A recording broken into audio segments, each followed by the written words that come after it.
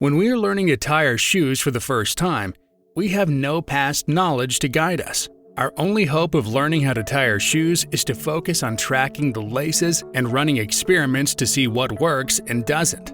This level of focus draws our attention fully into the present moment, which is why we operate from the conscious mind. But as we go to tie our shoes for the 9th and 10th time, the process becomes much easier, as if it becomes automatic.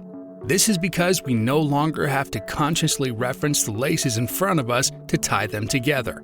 Instead, we consciously reference the knowledge we have stored in our subconscious mind from our past experience with tying them.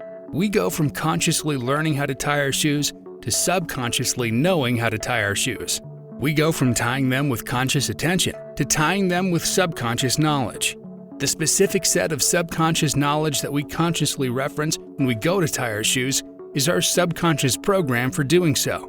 Our subconscious programs aren't limited to spinning laces together. We reference a different program when we pick up a toothbrush or sit behind the driver's seat of a vehicle. Again, these programs exist as knowledge stored in our subconscious mind that we've gathered from past experiences. You only know how to drive a vehicle if you have past experience doing so. That's because the information you've gathered from your experience driving is the subconscious knowledge you consciously reference to operate a vehicle. It is your subconscious program for driving. Subconscious programs exist as neural connections in the brain, also known as thought patterns. These programs are ways of doing or ways of being that we have taken on as the right way for things to be done. So when we have an experience that corresponds to one of them, the acting out of our response is almost unavoidable. They are automatic responses that we perform subconsciously, below the level of awareness, which is why they are difficult to control, kind of like habits. For example, if you were to tie your shoes right now without thinking about it, you'll undeniably tie them on your subconscious program. If you want to tie your shoes any differently than you've always done it, or differently than you're programmed to, you've got to consciously intervene. And this is why these programs can cause problems. While it's an amazing feature of our mind to be able to tie our shoes without even thinking about it, it becomes difficult to tie them any other way. The problem with subconscious programs is that they cause us to operate heavily from a subconscious state of being, as opposed to operating consciously.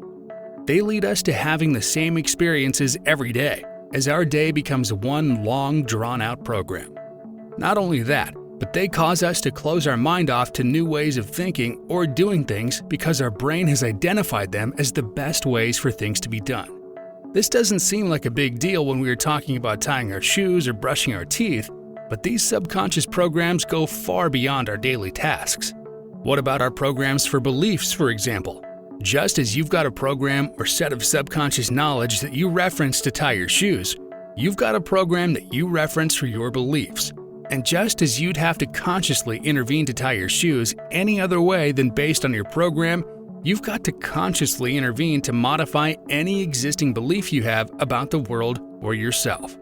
If you believe you lack motivation today and you don't do anything to change those beliefs, you will 100% wake up tomorrow still believing you lack motivation. You've subconsciously programmed your belief about yourself to be unmotivated. Now you automatically reference that program when you think about yourself. To believe any differently about yourself, you've got to consciously intervene. Otherwise, you will wake up every single day for the rest of your life with that programmed belief about yourself.